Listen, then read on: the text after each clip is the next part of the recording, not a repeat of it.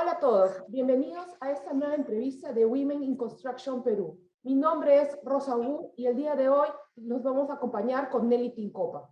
Gracias, Rosa. En esta oportunidad hablaremos sobre los contratos gobierno a gobierno y la ejecución a través de contratos estandarizados conocidos como el contrato NEC en la versión 3 y sus distintas opciones que se rigen bajo un enfoque colaborativo.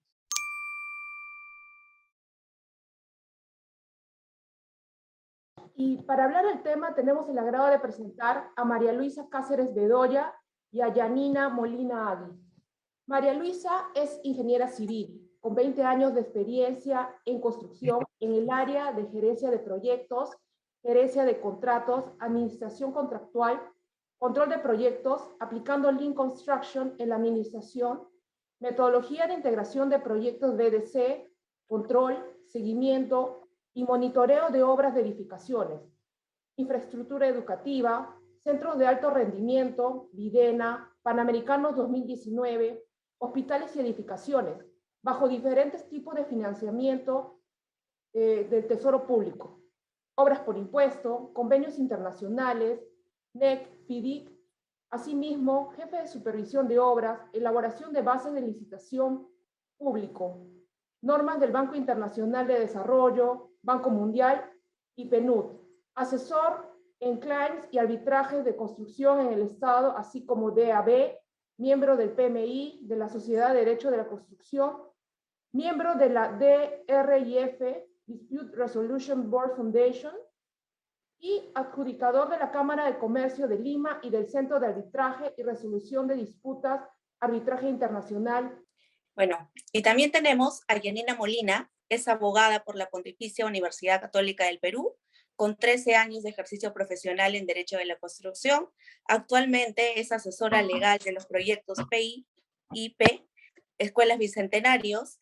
Tiene experiencia en Derecho Civil Patrimonial y mecanismos de solución de controversias, tales como Dispute Board y Arbitraje Nacional, habiendo desempeñado los cargos de asesora legal y jefa de administración de contratos en COSAPI.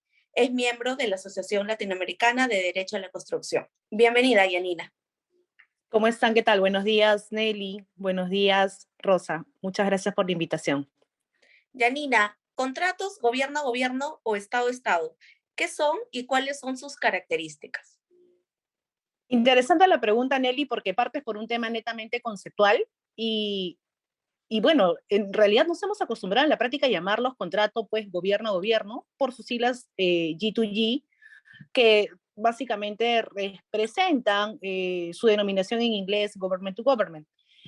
Sin embargo, la normativa nacional denomina como contratos Estado-Estado. Y esto pues a partir de la diferencia que básicamente el gobierno es un grupo de administración de turno, mientras que el Estado es una organización atemporal e independiente del gobierno de turno. Entonces, si nos referimos desde un punto de vista de denominación, el término correcto sería contratos Estado-Estado. Entonces, hablemos ahora un poco de las características, del qué cosa es. Y la contratación Estado-Estado no es sino un mecanismo de contratación que suscribe el Estado, en este caso el Estado peruano, con otro Estado, y se va a emplear, tal y como lo señala la Ley de Contrataciones del Estado, para la adquisición de bienes, de la contratación de servicios, de obra, la gestión, operaciones, y esto se hace justamente en el marco de la Ley de Contrataciones del Estado. Esto se hace en el marco de un decreto supremo que habilita expresamente al Estado para declarar de interés público el objeto de la contratación. La propia norma, la Ley de Contrataciones del Estado, excluye a los contratos gobierno a gobierno, los contratos Estado a Estado, de su aplicación normativa y los rige básicamente por el contenido de su propio acuerdo y por las normas de comercio internacional. Entonces, cuando hablamos de sus características principales, yo creo que podemos mencionar que en la medida que estas contrataciones se realizan en el marco de acuerdos entre estados, necesitan propiamente de un decreto supremo que declare su interés nacional, para lo cual la propia norma exige una serie de condiciones y requisitos Entre ellos, yo quiero destacar la ventaja para el Estado peruano que puede representar esta contratación. Entonces, no cualquier contratación puede ser objeto de un acuerdo Estado-Estado. Otra característica que ya lo he mencionado es que se exonera justamente de la aplicación de la normativa de contrataciones del Estado rigiéndose por las normas del comercio internacional. Podemos destacar en este tipo de acuerdos que se cuenta pues con un plan de transferencia de conocimiento, que es sumamente importante porque en esta transferencia de conocimientos no es solamente para el sector público, es también para las empresas privadas que van a participar de la ejecución del servicio, del objeto de este acuerdo Estado-Estado. Por lo tanto, esa transferencia de conocimientos, reitero, no es solamente para el sector público, sino en general para el mercado nacional. Transferencia de conocimientos, el hecho de contar con una PMO, que es un equipo de gestión de proyectos, que como sabemos es fundamental y ha representado un factor de éxito en muchos proyectos. Es una de las características esenciales y una de las cláusulas que se sugieren incorporar en estos tipos de acuerdos. En otras palabras, Nelly, los acuerdos Estado-Estado no son otras cosas que herramientas colaborativas entre los países que van a permitir justamente lograr esa transferencia de conocimientos, ¿no? Entre los países involucrados, generando ventajas para ambos. Por un lado, como ya lo he señalado, para el Estado peruano se generan esas ventajas del know-how, de contar con profesionales internacionales, ¿no? Y para el Estado, para el Estado contratista, ¿no? La ventaja va a ser básicamente que sus empresas o sus entidades a través de las cuales van a ejecutar este servicio van a insertarse en el mercado peruano y además se van a generar, pues, afianzar estos lazos de confianza internacional para futuros objetivos. Entonces, todo esto nos va a permitir básicamente que nuestros proyectos se realicen en el marco de una transparencia, con una calidad de servicios mucho más eficientes, justamente a través del uso de herramientas flexibles y la gestión de proyectos a través de una PMO, de una reconocida experiencia global, ¿no? Así es que este mecanismo de contratación Estado-Estado, sin duda es un mecanismo que además de tener sus condiciones, hoy en día ha representado muchas ventajas para el cierre de brechas de infraestructura en nuestro país y demostradamente con una eficiencia y una capacidad de gestión mayor a la que hemos venido teniendo en experiencia en el marco de la Ley de Contrataciones del Estado. Y ahora, María Luisa, ¿cuáles son los proyectos de infraestructura implementados en el país bajo este tipo de contrato que nos comenta Yanina? Bien, muchas gracias. En primer lugar, quiero agradecer a WinSI por la invitación y siempre es un placer compartir experiencias y por qué no mostrar a la sociedad el rol de las mujeres que trabajamos en diferentes puestos en el sector construcción y que hoy en día es una satisfacción encontrar una mayor participación de las mujeres en puestos clave. Solo ya para resumir y recordar, ¿no? Tener siempre presente que 1912 empezó la lucha por la igualdad de las mujeres. Gracias a ellas, ahora todas tenemos la oportunidad. Bien, procedo a responderte. Efectivamente, este tipo de contratos nace y participamos, porque también estuvo Yanina, en los Panamericanos. Perú asume el reto de ser la sede de los Panamericanos y Parapanamericanos, y es una oportunidad que, como bien lo señala Yanina, en el tema de Estado-Estado, acuerdan este asesoramiento y la PMO. Y empezamos con los Panamericanos y en específico la Videna. Una de las 5 sedes, la más grande, tanto en infraestructura como en inversión pública, donde teníamos que homologar 5 disciplinas muy importantes, un proyecto de un plazo muy reducido, tipo de ejecución fast track, más de 2.500 trabajadores, se imaginan ustedes, y que finalmente logró un éxito. esas buenas prácticas que se hace en el año 2019 sirve para que el Estado peruano replique y mejore aún en los siguientes proyectos de inversión pública, donde en el tema de los ríos, en el tema del sector salud, en el tema del sector educación. Es así que ese reto se asume y creo yo que toma mayor fuerza estos contratos NEP, con algunas precisiones. Todos sabemos que los contratos no son perfectos, los NEP no podríamos decir que son perfectos, se adecúan también al país y se mejoran. Y entonces, en esa mejora se están trabajando ahora estos proyectos a nivel de todo el norte, que hay un gran avance de trabajos profesionales. Es más, estamos en la búsqueda de profesionales, constantemente vemos en las páginas de LinkedIn, por ejemplo, en nuestra especialidad de gestión de contratos, administración de contratos, planificación, y da gusto ver que ahora los profesionales de todos los niveles tienen esta oportunidad. María Luisa, Yanina, y continuando, en relación a la utilización del contrato NEC en el Perú, ¿cuáles son las principales características, tanto en el enfoque legal como en costos e ingeniería, y sobre todo la explicación de la reducción de riesgos?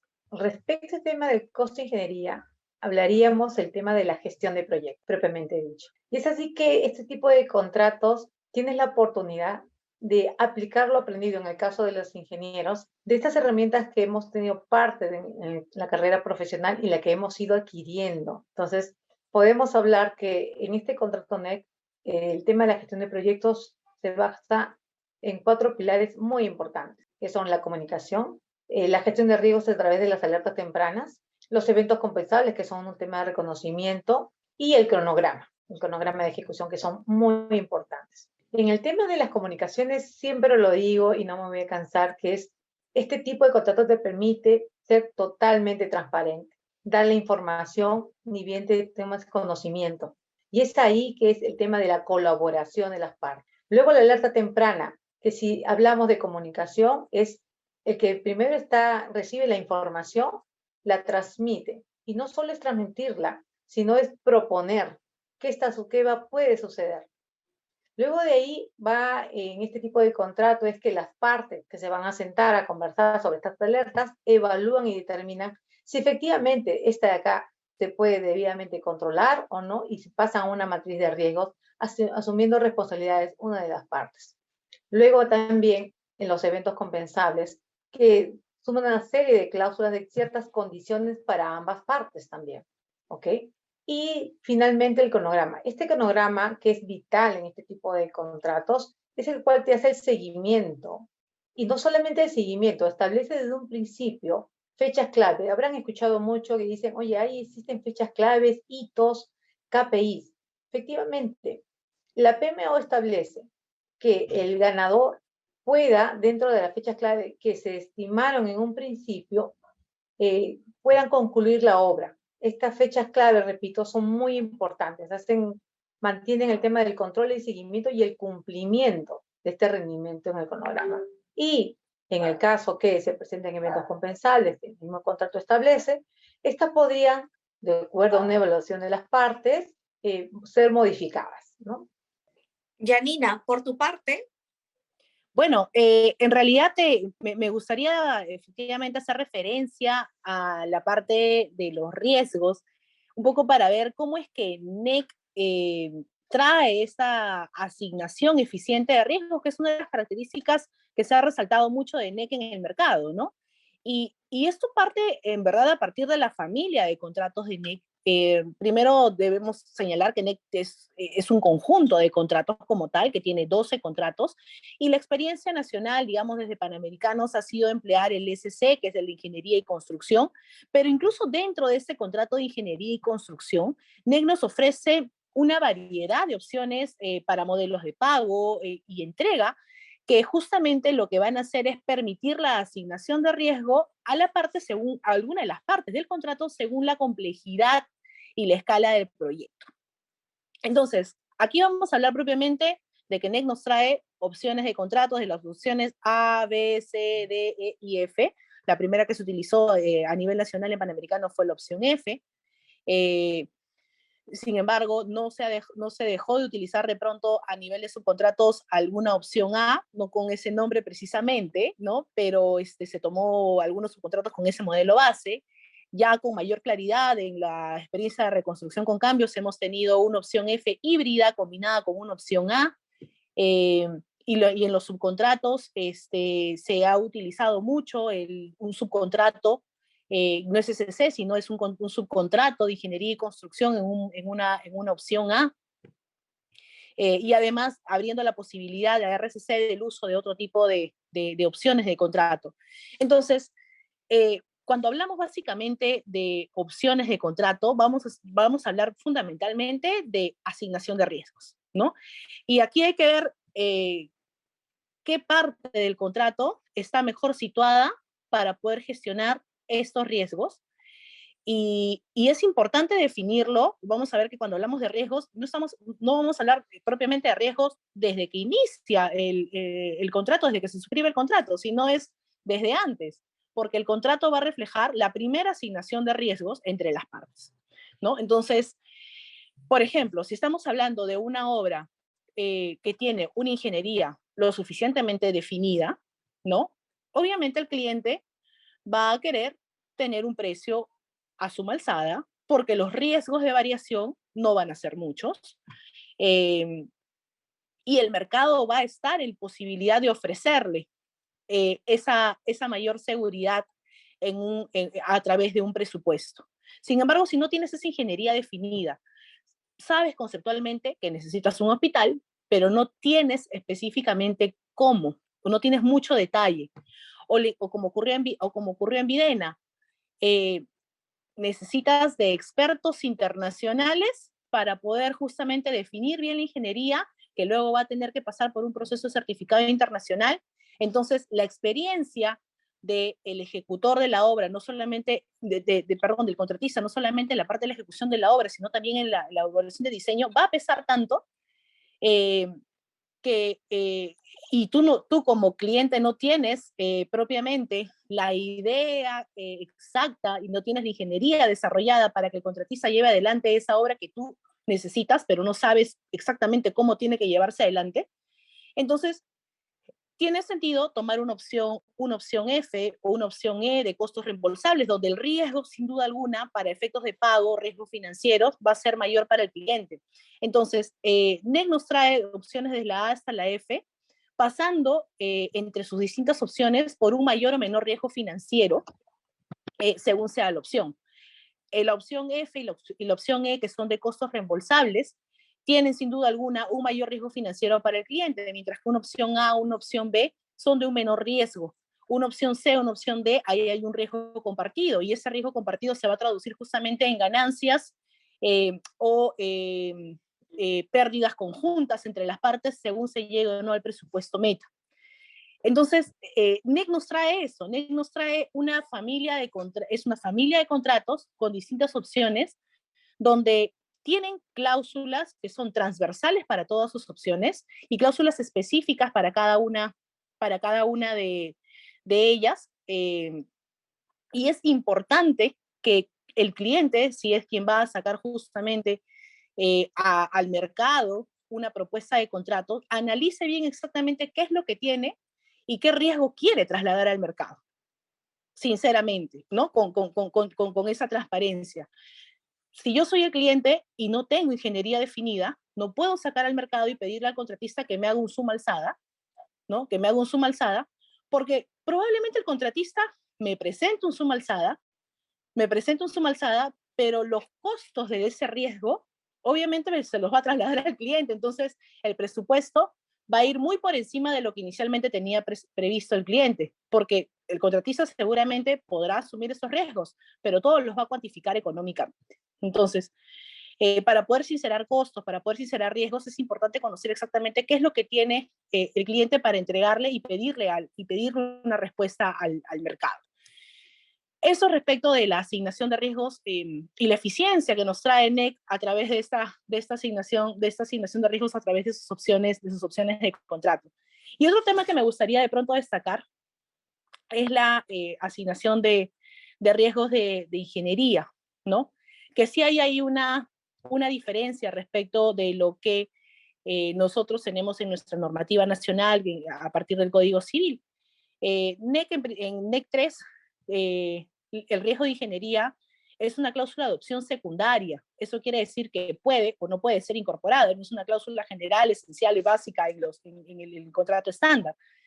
Entonces, ¿qué es lo que pasa? Que es un contrato, recordemos, del Reino Unido, por lo tanto su normativa es otro, su sistema legal es otro, y en el sistema legal del Reino Unido, el estándar de la responsabilidad en el diseño, en ingeniería, es distinto al que tenemos nosotros. Podríamos hablar de que es básicamente un estándar de resultado, donde el fitness for purpose o el logro del objetivo es la regla general y es lo que se le exige al contratista ejecutor. Mientras que en nuestro Código Civil, como sabemos, la regla, al ser este servicio de ingeniería, poder ser considerado un servicio de alta complejidad, podría ser efectivamente tomado como que se mide a través de la diligencia ordinaria que habría seguido este prestador del servicio, ¿no? Para lograr el objetivo. Entonces se mide en función a su diligencia y no en función a un resultado necesariamente. Entonces, esta diferencia sí es importante y de hecho para los proyectos de Panamericanos se utilizó y se pidió un resultado y creo que tenía muchísimo sentido porque ahí no solamente interesaba tener la infraestructura lista, tener el velódromo, tener la piscina, tener la pista de bowling. Como lo comentó María Luisa, se necesitaban las certificaciones internacionales para que funcionen en determinada fecha, ¿no? Y era para un determinado propósito, que era que se utilicen para los Juegos Olímpicos, Juegos Panamericanos. Entonces, para hacer estas modificaciones, para poder utilizar una opción secundaria, para poder cambiar de pronto la exigencia estándar que puede traer nuestro derecho nacional, es importante conocer efectivamente cuál es el interés y cuál es el objetivo del proyecto. Entonces, preguntémonos si todos nuestros proyectos van a requerir o no este cumplimiento de objetivos y de resultado.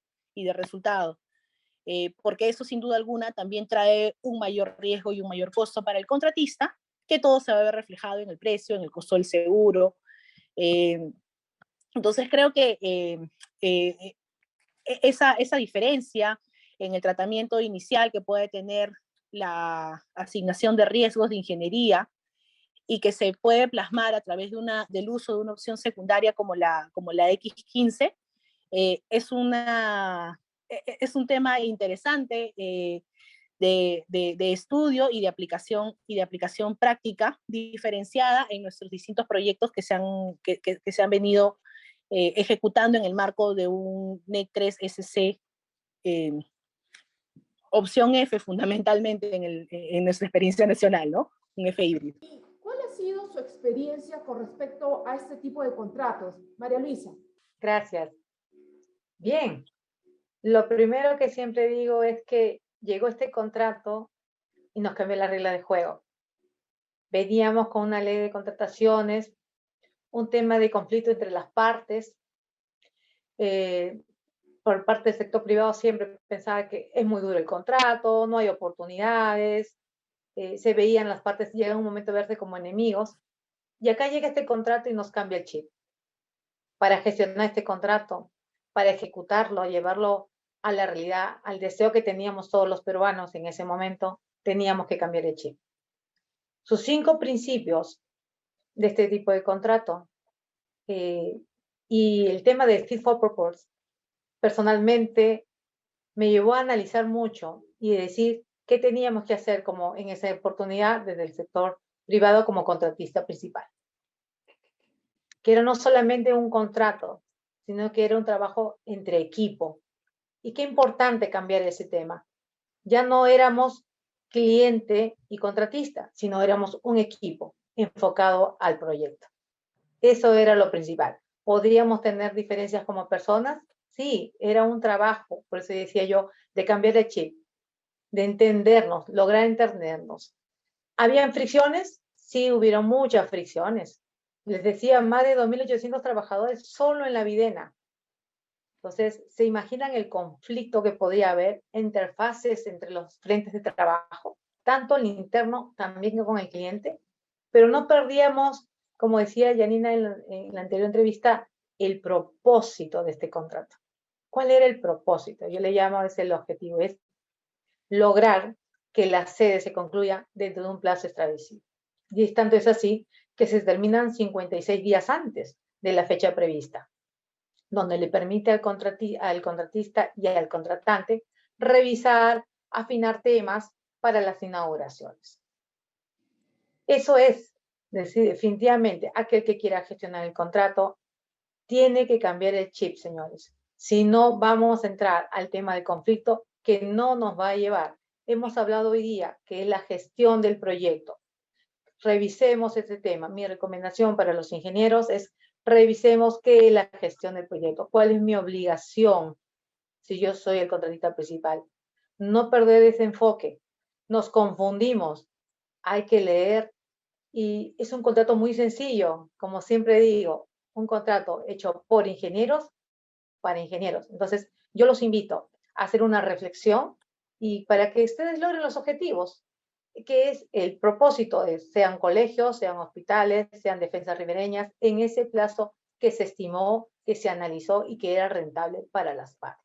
Sí, suscribo lo que ha dicho María Luisa, lo comparto plenamente, y lo que yo quisiera destacar es que efectivamente cuando este contrato llegó, inicialmente había que hacer un cambio de chip, como dice María Luisa, y es que pensemos en lo siguiente, ese contrato viene con un principio que está en su primera cláusula, que es el de colaboración. Entonces, una primera pregunta que yo me hacía como abogada es, ¿realmente qué tan distinto es ese contrato de las obligaciones que rige en la ley nacional, en el Código Civil, para los contratos entre partes, ¿no? Y la colaboración no es otra cosa que un actuar de buena fe, no es un actuar de manera diligente, solamente que a diferencia, digamos, de los contratos de obra pública, los contratos entre privados, acá venía pintado exactamente en una cláusula de obligación expresa de las partes y cuyo incumplimiento tenía y estaba vinculado con pérdidas de derechos, por ejemplo, la falta de presentación de las alertas tempranas cuando correspondía, asociados a costos desestimados. Entonces, estaba vinculado con una suerte de sanción económica para la parte que no actuaba de manera diligente, ¿no? Eh, y creo que eso genera esa obligación adicional de comportarte de manera colaborativa, de manera diligente, de manera de actuar con esa transparencia y buena fe. Este contrato prima mucho el tema de la gestión de riesgo a través de sus alertas tempranas, algo que en la ley de contrataciones del Estado, recién con las modificaciones, si no me equivoco, del 2017, recién entra un primer atisbo de lo que es gestión de riesgos a través de una directiva del OCE, ¿no? Cuando ya en el sector privado, gestión de riesgos es un pilar fundamental en la gestión de proyectos. Entonces, este contrato que va a ser utilizado ahora por entidades públicas a partir de los panamericanos en el marco de los acuerdos gobierno-gobierno, nos trajo esta experiencia de incorporar, uno, gestión de riesgos como un concepto fundamental a la gestión del contrato. Diligencia a través de las alertas tempranas. Buena fe justamente en estas reuniones de riesgo para el logro de los objetivos comunes y todo esto enmarcado en el llamado principio de colaboración. Y esto significaba, sin duda alguna, un cambio de mentalidad, un cambio cultural. Entonces, este contrato, en mi experiencia, trajo consigo también la necesidad de un cambio cultural de los actores, ejecutores, funcionarios que estábamos imbuidos en el logro del éxito del mismo. Creo que sí ha habido una diferencia entre Panamericanos, Reconstrucción, porque Panamericanos estábamos ante los ojos del mundo, ¿no? Y hubo mucho apoyo político en general para el logro del éxito del contrato. Creo que el verdadero termómetro del éxito de estos contratos, y es una opinión completamente personal, se va a dar en estos proyectos de reconstrucción donde el apoyo político ya no es tan incidente como en el caso de los panamericanos, ¿no? Y donde acá ya se ve más justamente el involucramiento de la gestión pública.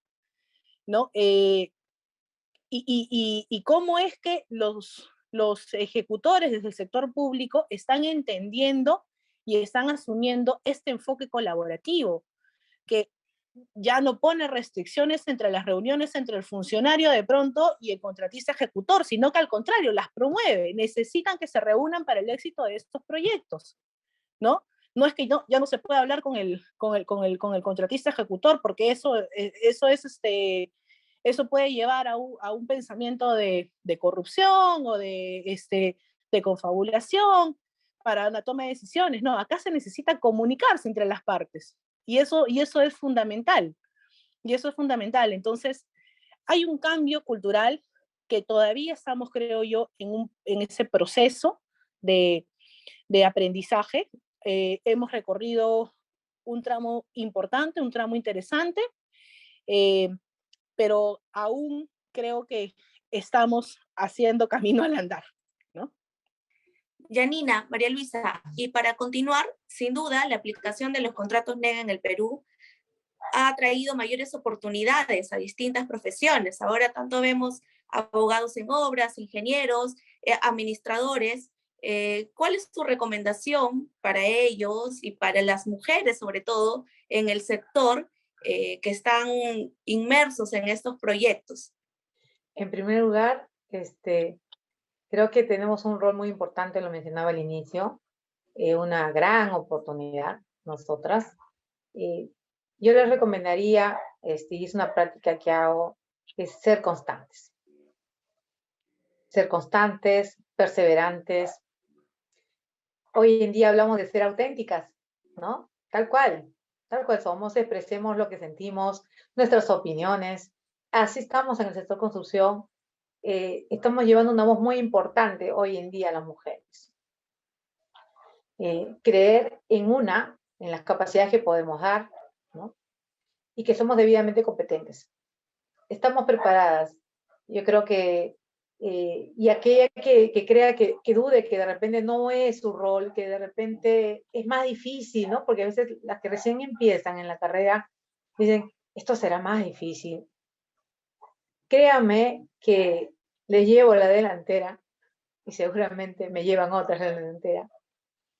Es un camino arduo, difícil, pero en la medida que vas recorriéndolo, vas aprendiendo y vas diciendo que estos logros, que cada paso que das, te hace crecer. Y sobre todo, si en un momento llegas a ser mamá, ¿no? Podrás trascender también a través de tus hijos, ¿no? Dejar ese legado que hoy en día hablamos mucho acá en el Perú, de decirles, mira hasta dónde llegué, ¿no? Siendo mujer, habiendo restricciones todavía en nuestro país, pero ¿qué cosa estamos logrando, ¿no? Entonces, ¿están cambiando? Sí, se está cambiando, no podríamos negar de que estamos viviendo lo que hace 5 años atrás, o 10 años, o 20, o 30, lo que vivieron nuestras madres. Sí se está cambiando y depende también de nosotros. Que nosotras en el momento que asumamos ese rol, lo hagamos bien. Porque recuerden que detrás de nosotras vienen otras chicas, que ellas también tienen esa oportunidad, ¿no? Y solo para finalizar, uno de los grandes retos a lo que se enfrenta hoy la mujer en la actualidad es de seguir aumentando su presencia en estos puestos de construcción y en todo tipo de sector, ¿no? Entonces, ahí estamos, chicas, y creo que en este momento las redes nos permiten intercambiar conocimiento, consultar.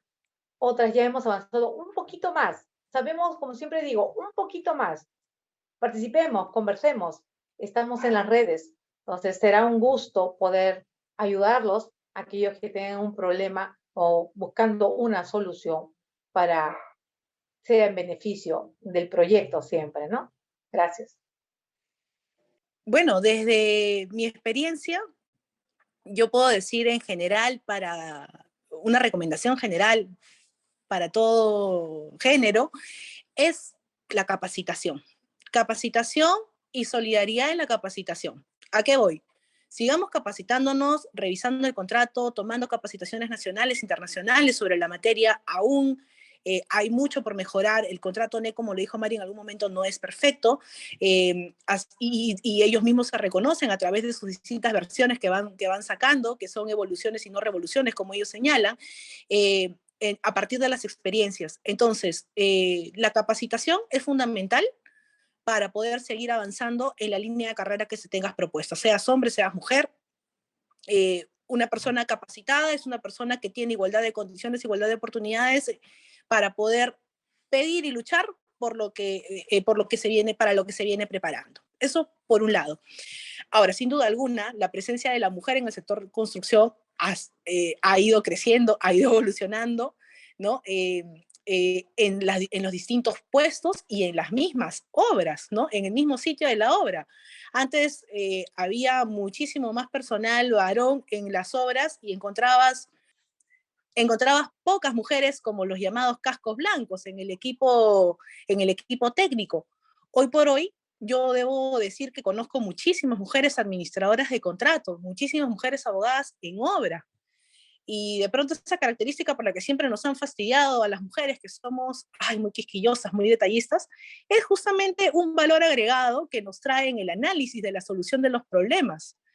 En fin, creo que independientemente del género, la capacitación es lo que va a marcar la diferencia. Entonces, para todos aquellos que nos están escuchando, para las chicas, sigan capacitándose, sigan preguntando, sigan cuestionándose, sigan proponiendo y buscando oportunidades de mejora, porque finalmente eso es lo que va a marcarnos este factor diferenciador, incluso entre las competencias de nuestro mismo género.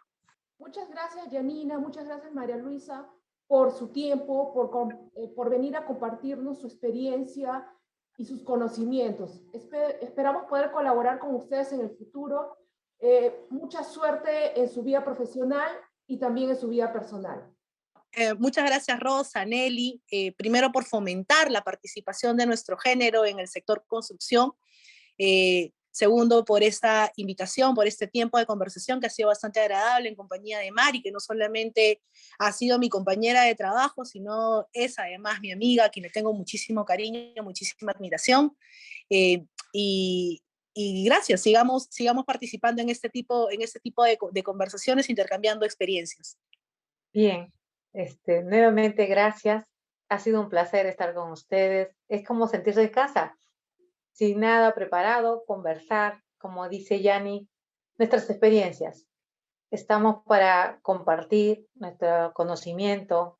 Como siempre yo digo, colaborar en ese poquito que hemos aprendido y que estamos en este constante adquirir más conocimiento, ¿no?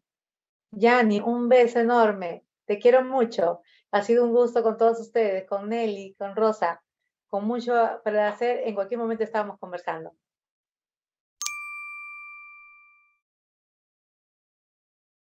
Muchas gracias por vernos y los invitamos a seguirnos en nuestras redes sociales.